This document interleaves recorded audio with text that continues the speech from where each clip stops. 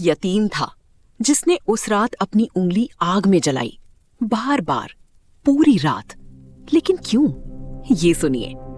एक जंगल की झोपड़ी में रहता था एक यतीम लड़का।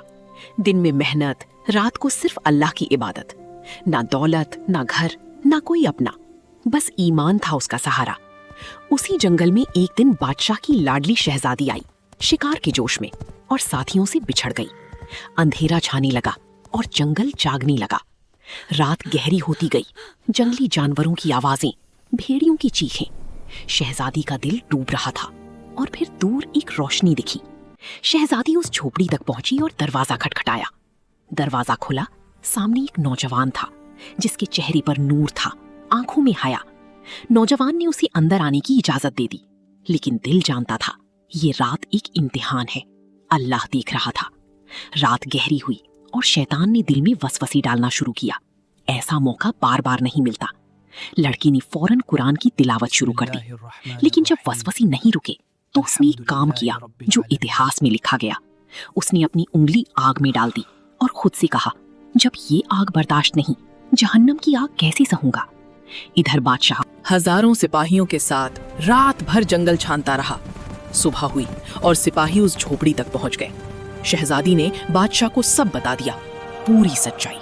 लेकिन बादशाह ने कहा, बेटी, लोग क्या कहेंगे, मेरी इज्जत का क्या? और बादशाह ने हुक्म दे दिया, उस नेक नौजवान को कैद खाने में डाल दो। जिसने गुनाह नहीं किया था उसे सजा मिली। लेकिन शहजादी का दिल बेचैन था। वो चुपके से कैद खाने पहुंच गई। उसने पूछा, उस रात आपने अपनी उंगली आग में क्यों चलाई थी?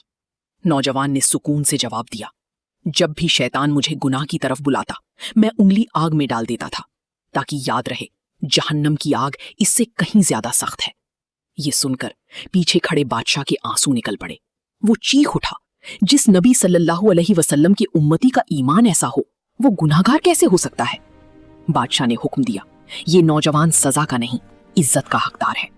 उसी वक्त ताज लाया गया, उसे पहनाया गया और बादशाह ने अपनी बेटी का निकाह उसके साथ कर दिया।